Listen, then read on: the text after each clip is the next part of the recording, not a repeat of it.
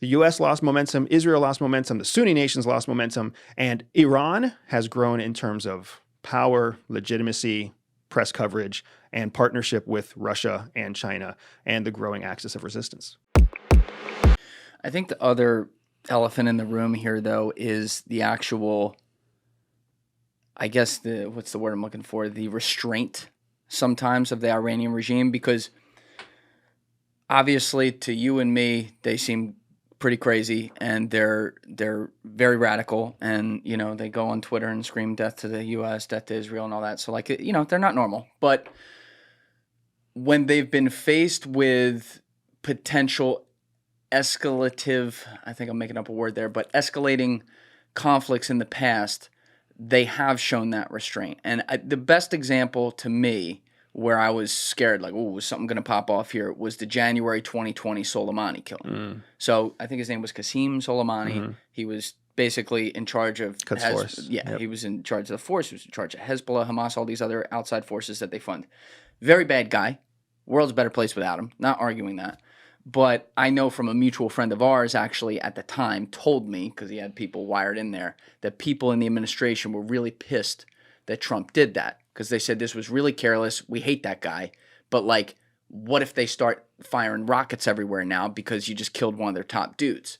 And if you remember, the Iranian Ayatollah and the president had their whole propaganda campaign, crying at his funeral, all that. But they didn't fire shit. Like, they didn't load up, the pieces of the nukes they may have or whatever, and they cooled off. It was all talk, no action. And when I saw that, I'm like, okay, so one of their top guys gets blatantly executed by the President of the United States. Fine. Wouldn't you think a crazy regime would put the finger on the trigger and try to fire? And when I saw that they didn't, I'm like, maybe they actually, for all the bravado they push out there, they understand their own mortality. Well, and I mean, I don't disagree with you fully, but what I will also say is that it is Arab culture to not impulsively strike back, but to instead create a very detailed plan for revenge and for retribution, right? So consider the fact that Donald Trump and his entire cabinet basically went on the FBI top 10 list equivalent for Iran on that day. So there have been clear threats against not just the president, Donald Trump, but everybody else that was in his cabinet after the Soleimani killing. And that's been publicly known, that's been disclosed, that's been spread and distributed and disseminated, right? Meaning they consider them literal terrorists. Absolutely. Well, not only they consider them top targets for assassination. Right. When it comes to terrorism, I know Americans don't like to hear this, and I'm saying this within like driving distance of the towers of 9/11. The concept of a terrorist is a completely arbitrary, policy-driven definition, right? It was created so that the United States could have some sort of bucket that would give them an excuse to skip a lot of bureaucratic process to get funding approved and military equipment approved and lethal force approved. So you can skip all of that weeks of approval process if you just label someone terrorist. Well, once the United States started calling everybody a terrorist, anybody who disagrees with the United States is basically terrorist. If you take a look, I mean, Alessi, if you look up the list of recognized terrorist groups, you're going to have your mind blown. Yeah. It's like 300 people. Oh, it's long. It's huge. We disagree with the United States, terrorist, whatever. So once the United States did that, that's just what everybody else did too. Yeah. So the United States labels the military in Iran a terrorist group. There you go. Start scrolling. Oh my God. There you go. Yeah, I'm not going to read all these. It's long. But You're right. And as long as you scroll down, you'll see it. Yeah. So guess what Iran calls the United States military? Terrorists. Right? And in the eyes of the UN, in the eyes of all the international organizations, they're like, well, what is actually a terrorist? And then we started subdividing. Are they like a foreign terrorist organization, or are they a terrorist sympathizer organization, or are they funded by terrorist dollars? So there's all this craziness going on. So the reason I bring that up is just because I don't want to give Iran the credit of saying that they are strategic or like cautious about their mortality. What I want to do instead is consider the fact that what happened with Soleimani may have been the beginning point for them to start putting more effort and resources into coming up with calculated responses to the West, a la possibly October 7th. Oh, right? Okay. Because think about the effort, planning, and financing Yes. that had to go into training, scheduling, and organizing a cross-border raid through a physical concrete wall against Israel. And Iran knows launching an attack against the United States, not easy. Launching an attack against Israel, much easier than the United States.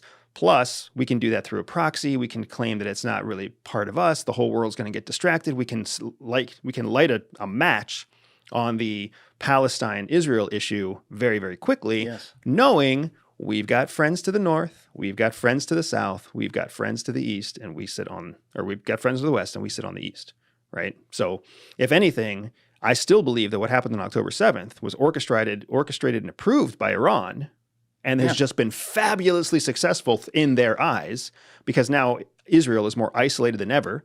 The Abraham Accords, which were serving the Sunni nations, have completely fallen apart, right? So now the U.S. lost momentum, Israel lost momentum, the Sunni nations lost momentum, and Iran has grown in terms of power, legitimacy, press coverage, and partnership with Russia and China and the growing axis of resistance. You said Qatar was a Sunni nation, right? Qatar is a Sunni nation. Okay. There's I'm a pretty sure they are. Can, I could we be just wrong. Can you double fact check that? Yeah, can we double check that real quick so that we don't go down the wrong rabbit hole? Either way, I have the question about them, where they are in the middle of this, because we think of them as, this rich oil Khaliji nation in the Middle East where, tourists can go into and everything. Yeah, so it's Sunni Muslims make up the majority of the population, so we're right about that. They're the ones who are helping broker the potential peace between Hamas and Israel. Correct. They're all, and vis-a-vis Iran. Yep. They're also They host Hamas's top leadership. correct, Yep. who is funded by Iran. Correct. I say Iran all the time, sorry. But they're funded by Iran. Why does, other than maybe the supply chain thing you brought up earlier, which is a really good point, why does Iran and Qatar f with each other? If their goals are different, because Iran didn't even f with Al-Qaeda because Al-Qaeda was Sunni. And yet they wanted some of the same, in some ways, they wanted some of the same things, a lot of the same things that Al-Qaeda wanted, but they weren't necessarily great friends to them or anything because they had this religious difference. So this is what's so interesting about when you look at geopolitics from American point of view and geopolitics from everybody else. In the United States, we are the only global superpower. We are the only global superpower. Okay. Everybody else is trying to become a superpower, but they're not there yet. We have the largest economy, we have the largest military, we have the best trained, most modern military, blah, blah, blah, blah. So when we look at geopolitics, when we look at foreign alignment, nobody has to give us. Nobody is the bigger kid on the block than we are. So what we try to do is we look at all of our geopolitics and all of our foreign relations and foreign policy through a lens of ideology. We're coming in and giving you our money. We're coming in and giving you our protection. We're coming in and giving you our access to our economy. We need you to believe what we believe. We need you to adhere to our ideological principles. If you say no, you would find somebody else, right? Everybody else in the world who is not a superpower, they don't force anyone to follow their ideology. They're looking for a pragmatic, practical return on investment. So when you're talking about Qatar, Iran, Saudi Arabia, yes, they would love it if they were dealing Sunni to Sunni or Shia to Shia. But at the end of the day, if they get a benefit that's greater than what they put in, they're going to take it. That's exactly why Saudi Arabia and UAE do agricultural trade with Iran.